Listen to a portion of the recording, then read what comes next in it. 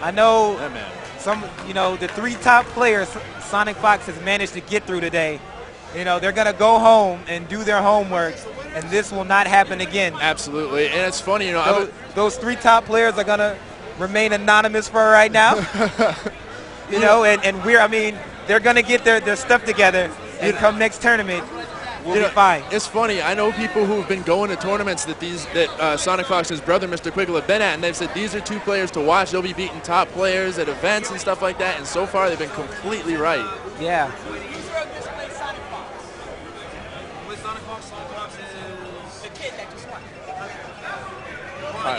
So we got a quick we have a quick button check before our next match, which is going to be XCalibur Bladez versus Shade Swifteye. Ah, Shade Swifteye. Yeah, this is the winners semifinals. No, it's winners finals.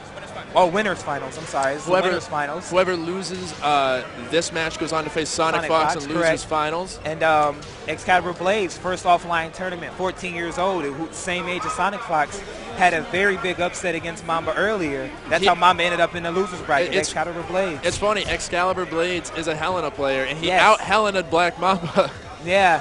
Black Mamba says he doesn't like the He doesn't like the matchup. Helena mirror. Yeah, he went with Tina, I think. Yeah, and he handled Helena extremely well because he knows the character, but Helena now, it's her fourth take shenanigans. With a character like Helena, it matters how well you know her, but you really have to know how your opponent plays her. It's like she's kind of like Lisa in that regard. You have to know what mix-ups your opponent likes to go for. It's like there is no Helena that's the same aside from the Force Tech game. They all use different ways to go into that. That's the only scary thing about her. And it's like a copy and paste job since the Force Tech technology has been released to the community with Helena players. That's the only thing. It's a very viable tool. And it's very funny because before the game dropped, there was all this talk about how Helena was terrible, she wasn't that good, but after this recent patch, it's really helped her out, and she's very strong. Yes.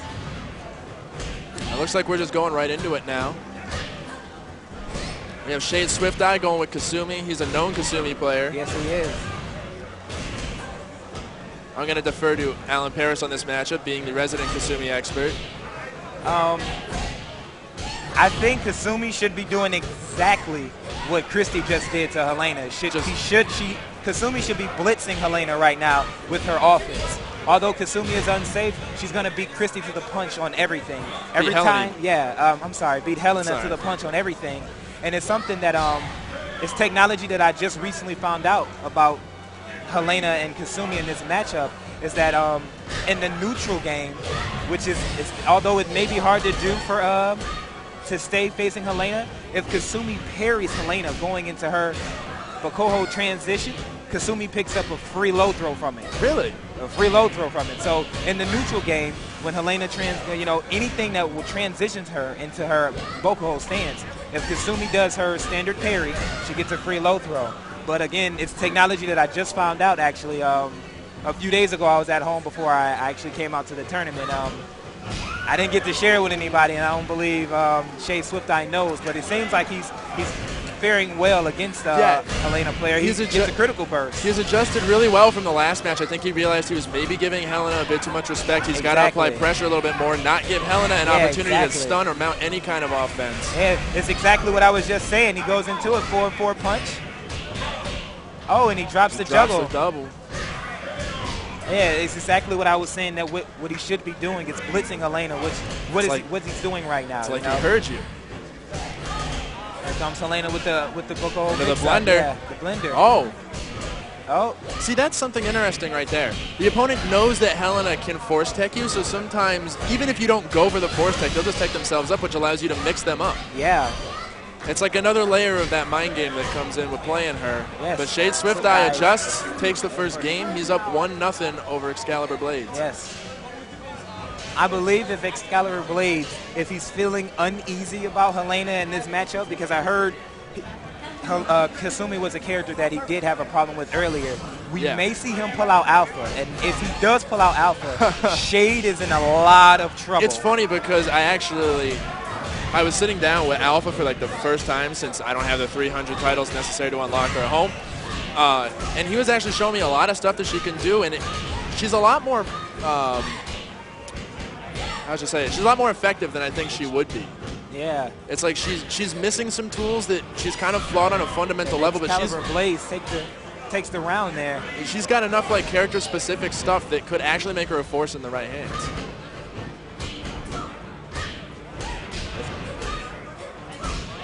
Mid-kick launcher from Helena over the balcony down the stairs. Wall hit from Sumi. Shade misses the juggle. Unsafe move. XCalibur Bladez does not punish it. Another butchered wall juggle from Kasumi here, and it's not good at all. Ooh, going for the power blow. It was actually a charge attack that Helena has from her Bakuo. Oh, that's right. Yeah. That's right. Nice. He saw as soon as she went into BKO, he just went for a low jab to knock her out of it. Into an unholdable stun with a free guaranteed 3 free kick out of the window. XCalibur Bladez is not being able to work the force tech game at all. Yeah. XCalibur Bladez. Here comes the blender with the low sweep. Oh, nice read. Puts him in the reset. Goes for a critical burst. This is going to end with the blender. A 13-hit combo. There we go. And that's the match. Well, that's the round. Yeah, that's actually the match. Yeah, and now, just like how Shade Swifteye adjusted in the last game, now we have XCalibur Bladez adjusting and taking Shade Swifteye 3 rounds in a row. Shade is thinking about if he wants to switch his character. He plays a couple of other characters. I know he also has. It will be in his best interest to stay as Kasumi. I would agree with that. If Shade can hear me right now, do not change your character. Well, apparently he's still sticking with Kasumi, so. A high counter and the BKO ending. He misses the force tech. They're spacing now, trying to figure each other out here. Shade should actually be doing Kasumi's kick from Kasumi's teleport from out of her moves like that, because the kick will launch after you send them tumbling like that, the stumble stun. And he does a ground hit because Helena doesn't tech there and takes the match. Takes it pretty convincingly too. Had a pretty solid life lead at the end of that round. Into the blender, Shade goes back into the blender. He holds out of it. It's in Shade's best interest to get away from this wall, and he doesn't get away from the wall. Yeah, and I don't think this is going to be good for him at all, and it really isn't. A 10-hit combo, and I knew it from the start. It's not good for him. Even though, see? That's such a dangerous area because you got the walls on both sides, like right in that corner. He should have did everything in his power to get away from that wall. No critical burst for Kasumi. A sit-down stun. So he tries to grab it. It's the character knowledge. It's there with Shade, but it's not. It's almost really not there completely, because after that sit-down stun, he gets a free forward kick with Kasumi, and he just whipped a grab. Ooh, using the BKO to go under Kasumi's strings there.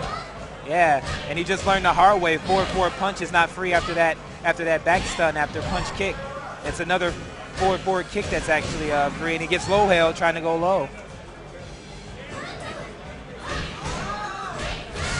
Oh, nice clutch 1 PP for Shade there to get away from Helena here. And that was actually a missed opportunity for a low throw punish by XCalibur Bladez, wasn't it? Yeah, it was. Yeah. Into the blender, Shade goes into a guard break. The force tech shenanigans. People are. He holds out of it. Yes, get away from the wall. He knows now. Yeah, he gets out of the wall this time, but into a launch. Didn't help him too much. XCalibur Bladez takes that round, and this game is going down to the wire here. See, just like Helena keeps going into that, all Kasumi has to do is parry. It's a free low throw for her. Right. Nice mid punch hold from Helena. Ooh, this may be it. Used Helena's 9K to crush the hot kick, and that's he caught Shade trying to duck the low, and the mid punch hit him. That mix-up is so crazy because you can't fuzzy guard the option. The mid punches are too slow to fuzzy guard. The low sweep is quick. Right. The mid punch is slow, so you can't really fuzzy guard in between them. You have to commit to which one you're going to block. So we have XCalibur Bladez up 2-1. Yes, XCalibur Bladez is up 2-1. If he takes this, he's going to the grand finals. It's going to losers finals. Oh, no, I'm sorry. No, XCalibur Bladez will go to the grand finals. Oh, right. This. I'm sorry. Yeah. Shade Swifteye, if he loses, will go to losers finals to face Sonic Fox. Okay. There we go.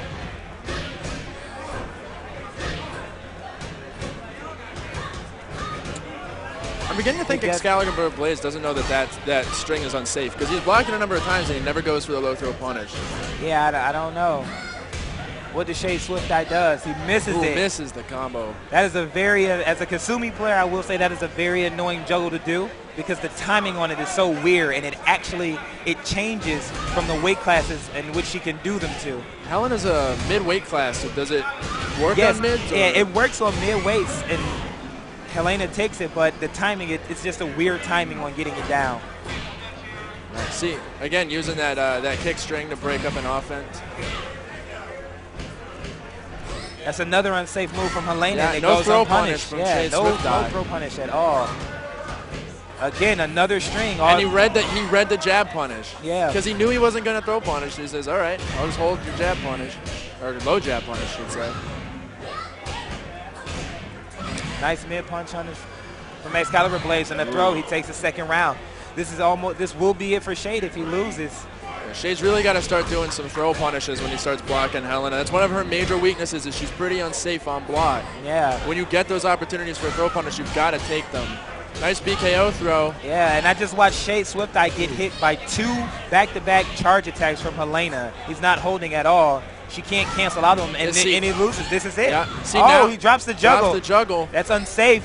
Shade Swifteye finally throws a punish throw, and he gets back into the wall. He's going to lose. This is kind of what we were talking about earlier. Shade Swifteye is respecting Helena a bit too much. Too much. Nice juggle from Shade.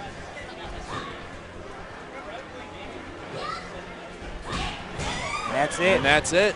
Shade goes to losers. XCalibur Bladez advances on to the grand finals.